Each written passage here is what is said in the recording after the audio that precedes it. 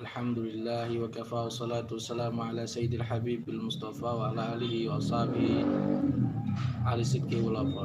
Amma ba'd. Shallu ala Nabi Muhammad.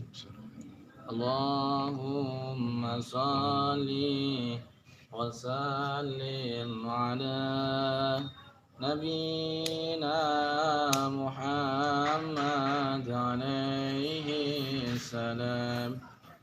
Salatan tadumu wa tudaili mamaran layali wa huna dawam. Allahumma salli wa sallim ala Nabina Muhammad alaihi salam. Salatan tadumu wa tudaili mamaran layali wa duna dawam. Allahumma salli wa sallim wa barik alaihi wa ala alihi wa sahbihi. Para sahabat yang dimuliakan Allah Subhanahu wa taala. Alhamdulillah kita sekarang hari terakhir kita latihan sesi ketiga di Banten. Kita di Banten ini kita sudah 1,5 minggu kita meninggalkan keluarga kita untuk merekrut 1.000 praktisi. Cuman hari ini ternyata memang alhamdulillah tercetak sekitar 700 praktisi baru Jamiah Ruqyah Aswaja di Kabupaten Banten. Baik, pada video kali ini ada beberapa mungkin kalian yang sudah hafal SOP Ruqyah Al-Jera, tentu kalian sudah hafal.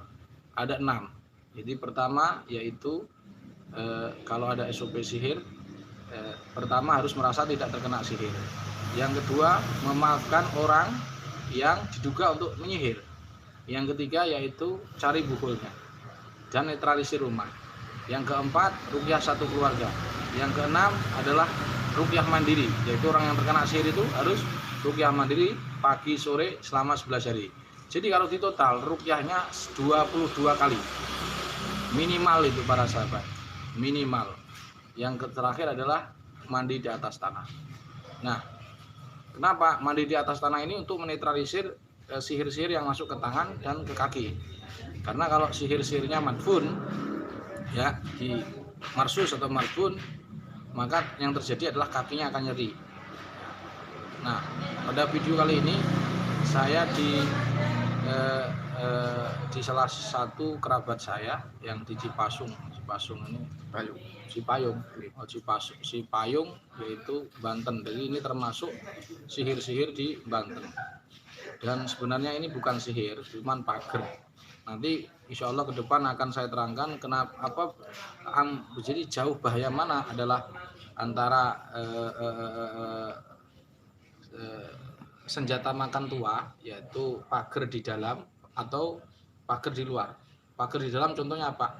Yaitu botol yang dikasih tilasmat yang itu mengandung unsur kodam, kemudian dijadikan sebagai pager rumah yang ditanam di dalam rumah.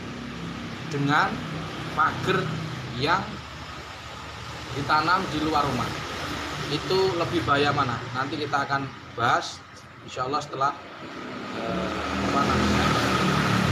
lain kali lah. Terus di sini para sahabat termasuk indikasi pager luar. Pager luar yaitu orang nyebut telur sewang. Ya, telur sewang. Kalau orang Banten nyebut sorong sewang. Nah, langsung saya terangkan gimana sumbernya di sini para sahabat. Nah, di sini. Nah, di sini pernah ditanam sesuatu. Ya kan? Agak suaranya biar jelas agak maju sini. Nah, jadi ini dipendemi telur kan, kemudian si kodam muncul. Nah, aneh para sahabat, jadi muncul di sini sekitar sini dan akan mematikan lampu. Nah, setelah mematikan lampu, ini tadi kita uji coba ketika kita masuk rumah, kita baca doa. Ternyata efeknya luar biasa. Tiba-tiba ini nggak bisa mati, nggak nyala, lampunya nggak nyala. Kemudian mobil itu alarmnya, itu selain memang mobilnya sudah layak diganti, itu alarmnya bunyi sendiri. Nyiut, nyiut, nyiut, nyiut, nyiut. Nah, ketika dideteksi memang sumbernya ada beberapa yang dari situ. Allah. Terus dan yang paling parah lagi ini gembos. Coba perhatikan. Ini gembosnya ini nggak ada suaranya, nggak ada apa-apa, tiba-tiba gembos. Inilah yang kemarin saya sebutkan, ya, yang sering saya katakan, kalau ada pukul sihir, jangan motormu diparkir di situ, nanti rusak. Bisa nggak ngebosin sepeda motor? Ya bisa lah. Nanti lain kali ada video bagaimana jin mengebosi ban sepeda motor atau mobil. Jadi bagi mereka sangat mudah seperti ini. Dan ini bukan dogma ya. Ini berdasarkan berdasarkan pengalaman kita dan juga tajribah yang sering kita. Nah di sini akan mantu. Dan di kodam itu nanti si orang ini akan kakinya sakit, punggungnya berat, kepala pusing, keluaran. Terus kodam yang di rumah juga akan ada kodam yang menyakiti dia. Makanya walaupun pager tapi gejalanya mirip sihir. Kenapa? Karena pager itu sebenarnya sihir yang dikirim, sihir yang dilakukan oleh keluarga kita sendiri. Cuman dia niatnya magerin, cuman senjata makan tuan. Dan ini sering saya kupas. Ini senjata makan tuan ini bisa dinamakan kita ini menyihir keluarga kita sendiri dengan cara kita pergi ke dukun. Jadi kalau kita pergi ke dukun untuk magri rumah, ya, dengan dia membawa dengan sesuatu yang ada bau unsur khodamnya, maka secara otomatis kita ini sudah menyihir keluarga kita sendiri tanpa merasa. Nah, jadi SOP sihir dijalankan. Apa SOP sihir yang tidak dijalankan? Begini, kita lihat di efek samping dari ini sihir kena si sepeda motor.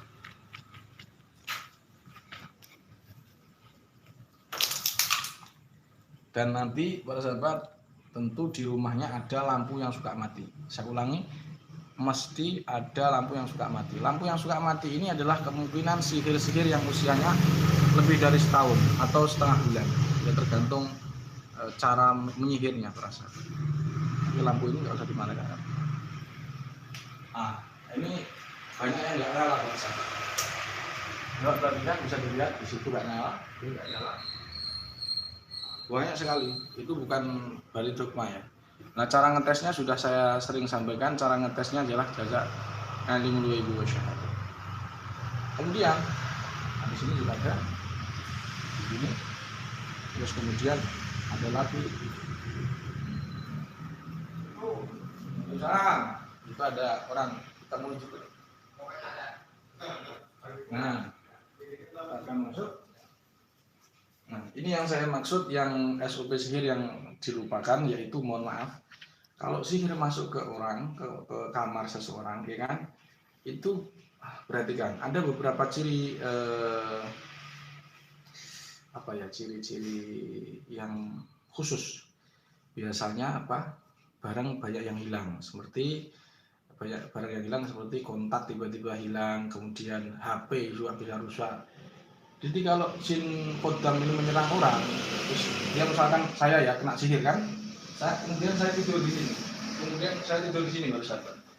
Kameranya di situ aja. Kemudian saya tidur di sini, plak begini.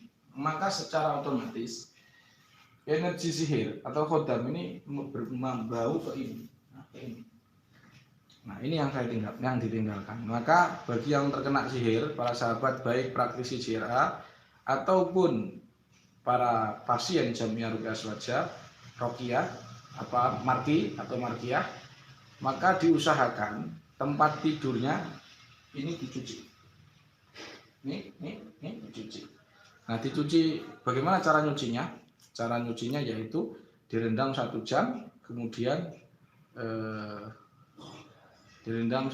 terus kemudian dibacakan ayat kursi 11 kali atau 7 kali, direndam 1 jam.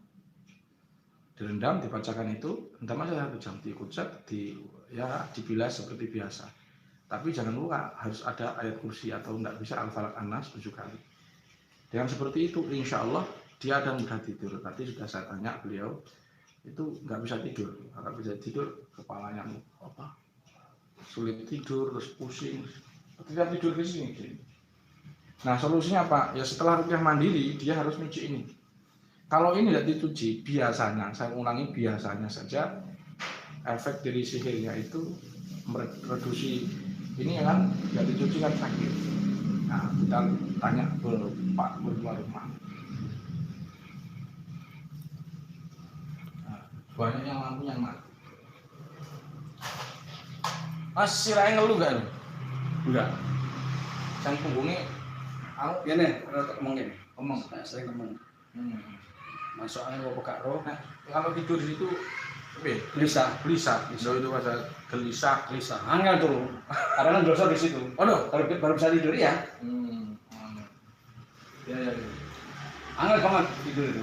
Dan ini nggak ada indikasi memang ini tadi jenisnya ini orang Banten ini.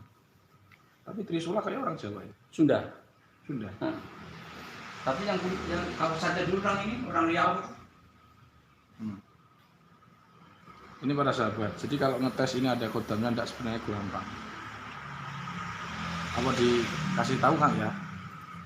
Kasih tahu nggak ya? Kasih tahu aja deh. Sebenarnya gampang. Ya cukup baca Al-Falaq karena tangannya begini agak ada indikasi panas-panas sedikit ya. Memang ada indikasi. Tapi lebih banyak ekstrim lagi adalah tempelkan anak kecil. Nanti kalau nggak bisa tidur atau dia panas ya ada ini. Tapi kamu harus bisa ngeluarin, bisa indikasinya kalau mau coba ya. Tapi menurut saya bahaya, jangan. Nah ini berusaha, ini dibuat nyantet itu sangat gampang. Caranya mau tak praktekkan. Jadi cukup ini rapelan dukun, tapi saya nggak bisa rapelan dukun sampai nggak bisa nyantet. Ini cuma begini tek, gitu. Si ini akan tadi ditemukan. Tapi ada lagi telur angsa. Itu aja intinya bahwa ada SOP dari 6 itu sebenarnya harus banyak lagi tambahannya para sahabat. Pertama, tambahannya dari SOP 6 sihir itu ada beberapa tambahan sebenarnya. Pertama, harus spray dari kamar si yang kena sihir itu harus dicuci. Itu ya, saya ulangi. Ini para ketua PC, PAC dan apalagi ketua PW harus tahu. Spray ini harus dicuci. Pertanyaannya, kenapa? Karena bekas dari keringat orang yang terkena sihir itu reduksi energinya akan masuk ke situ. Makanya dia akan gelisah. Solusinya dicuci. Setelah itu tidur ya. Kalau tidur itu sebisa mungkin dekat dengan tanah. Saya ulangi, sebisa mungkin tidur dengan dekat tanah. Contoh. Nah, benar beliau tadi ya. Beliau di situ kan nggak bisa tidur, ya kan? Baru di bawah tanah, di tanah ini langsung bisa tidur. Pertanyaannya kenapa? Karena ada jin itu, al-jinnu salah satu asnaf, lahum ajnihatun yatiruna biha fil hawa. Dia di atas. Solusinya dia didekatkan tanah. Kalau dekat tanah dia ini gangguannya sedikit mereda. Makanya tidur di sini, insya Allah dia cepat mereda. Yang kedua, ada yang beberapa SOP yang tertinggal. Yang kedua adalah kalau sebisa mungkin ketika terapi sihir itu, pas ketika di SOP sihir, mereka pindah karena khawatirnya apa? Yang kita usir dari sekitar ini kita doain, kita sini ini saya bersama tim Tangsel. Ini spesialis meruqyah jahe. Candra. Jadi ini dia sama pindah rumah sementara. Itu kalau memungkinkan, kalau nggak memungkinkan ya nggak masalah. Tapi biasanya itu orang nggak memungkinkan. Kalau nggak memungkinkan nggak usah. Yang penting kita SOP sihir kita jalankan dengan baik, insya Allah sembuh. Bagi siapa saja yang nangani kasus sihir nggak sembuh, sudah melaksanakan SOP, artinya biasanya dia meremehkan atau tidak melaksanakan dengan baik. Contoh, kemarin sudah saya bilang, ada orang yang ikut pelatihan sihir A 5 kali, tapi kena sihir nggak sembuh. Pertanyaan saya tanya, sudah pernah mandi? Belum.